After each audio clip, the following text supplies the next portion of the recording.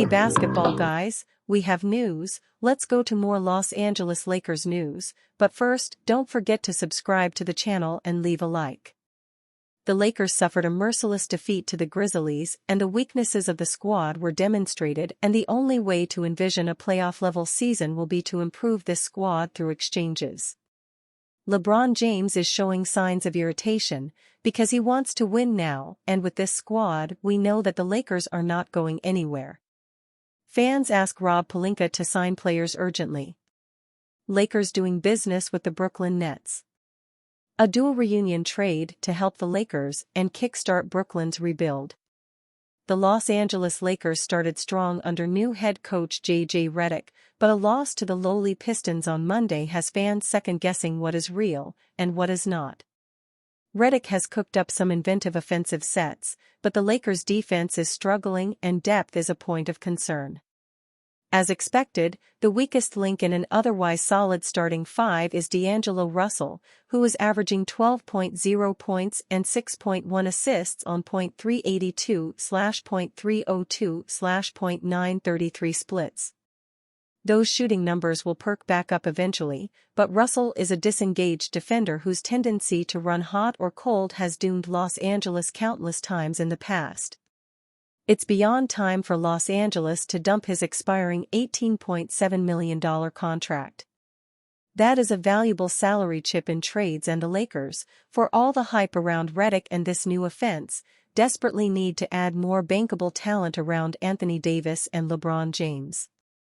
We are starting to see the warts of this roster, and Russell presents the clearest path to a significant upgrade. Most of the realistic third-star trades are out the window at this point.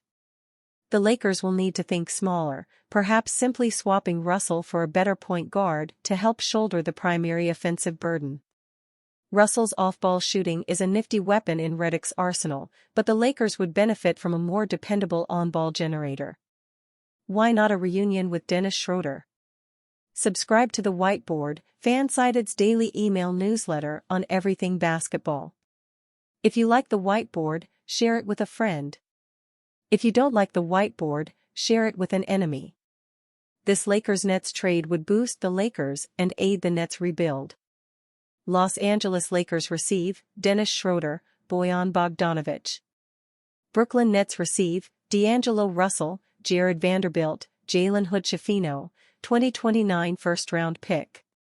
The Brooklyn Nets are 4-4 behind blistering starts from Dennis Schroeder and Cam Thomas, but that is a team with its eyes on the prize being projected number 1 pick Cooper Flagg. What the Nets can do is parlay Schroeder's productive campaign as starting point guard into a lucrative trade, with the Lakers standing out as an obvious destination. This is a reunion on both fronts. Schroeder returns to LA, where he spent the 2020-21 season, while D'Angelo Russell returns to the one team that made him an all-star. Russell getting up shots in a Brooklyn uniform is sure to be agreeable to him, and it probably won't help the Nets win games, which is a positive for Brooklyn. Schroeder gets to start on a contender in Los Angeles, providing the Lakers with a dynamic source of rim pressure and on-ball creation in the half-court. Schroeder's last stint in a Lakers uniform wasn't entirely smooth, but he's straight up better than Russell. Redick, for whatever faults he has, seems to have a clear-eyed understanding of how to best utilize the individual pieces on the proverbial chessboard. Schroeder's slippery downhill creation can really help a team. He generates advantages, sets up teammates, and scores efficiently around the rim. The Lakers would have two fairly productive slashers on the perimeter between Schroeder and Austin Reeves, thus removing some of the shot-creating burden from LeBron's aging shoulders. Russell, meanwhile, gets to play out the rest of his contract in Brooklyn, surely putting up big numbers that could help him drive up value in free agency. The Nets also received Jalen Hood-Schifino, a worthwhile developmental project who recently had his third-year option declined by LA. He would absorb some of the point guard reps in Schroeder's stead and finally get a real shot to prove his mettle in the NBA. Jared Vanderbilt has 4 years and $48 million left on his deal, but once he's back from injury, that won't seem so exorbitant, especially with the NBA's rising cap ceiling. The Nets get a potentially valuable first-round pick out of this deal, while Bojan Bogdanović accompanies Schroeder on an expiring $19.0 million contract to provide J.J. Redick with much-needed second-unit depth. Bogey's shot-making chops remain excellent, and he can give Los Angeles a nice boost in the second unit, with the versatility to play either forward spot. This trade has real win-win upside. Let's call it in. J.J. Redick, Lakers didn't have attention to detail during 1-4 road trip. The Los Angeles Lakers' 5-game road trip came to a much-needed end on Wednesday night with a 131-114 loss to the Memphis Grizzlies. After a hot start to the season, head coach J.J. Redick is seeing his first real test after a 1-4 stint away from Los Angeles. And the question becomes, what can the Lakers learn from this stretch? LA could easily point to missed shots as a reason for their loss on Wednesday, or the fact that they were without two starters in Anthony Davis and Rui Hachimura. But they have not taken that approach, instead focusing on tangible things that need to be fixed. Redick went into detail on what he felt went wrong for the Lakers against the Grizzlies and how the focus wasn't necessarily there for the team. "It's no secret that they were going to push the pace," Redick said. "We got to get back, get matched up in transition. I believe in that first half they had 9 points after makes where we either jogged back, we didn't get matched up, we stabbed at the ball twice. Talked a lot about how they're gonna crash, they're gonna send multiple guys. Didn't really have good attention to detail. There were segments of the game where I thought we talked about not allowing the ball to come middle. If you do, they run a wheel action, it's really good offense. Killed us on that. Got corner threes, got back cuts, allowed the ball to get middle too much. So you're gonna lose." Redick was blunt in his assessment of what the Lakers can take away from the 1-4 road trip, largely focusing on the focus and motivation of each individual player. "It goes back to choices. I think that's something that we've discussed as a group.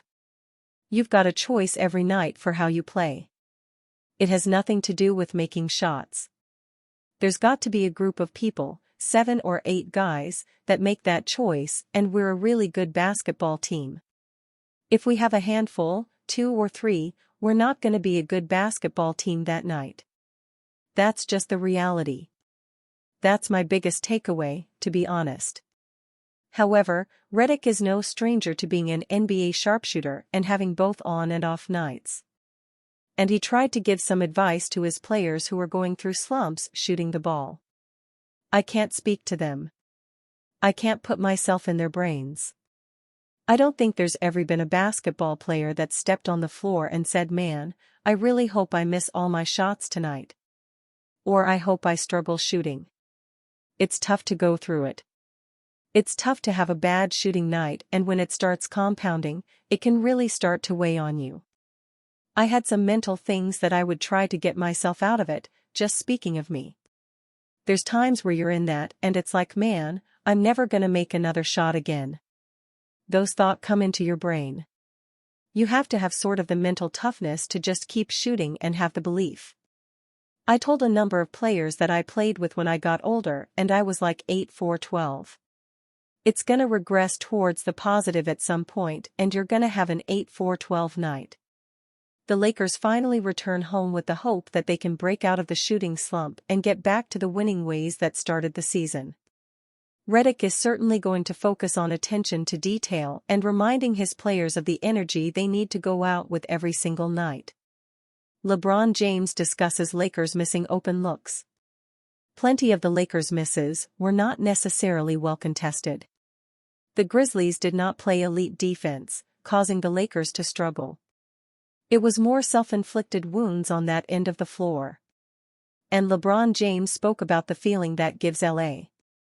"Obviously when you're getting good looks and they're not going down, I think it can be demoralizing for us as a group and for individuals at times. But guys kept shooting when they were open. We just haven't gotten it going from the outside as a collective group." Early injury woes reveal the sacrifice Lakers must make for long-term success.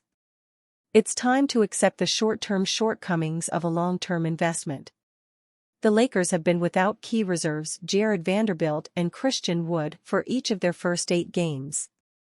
Unfortunately, franchise player and MVP candidate Anthony Davis was also unable to avoid the injury bug after suffering a left heel contusion against the Detroit Pistons.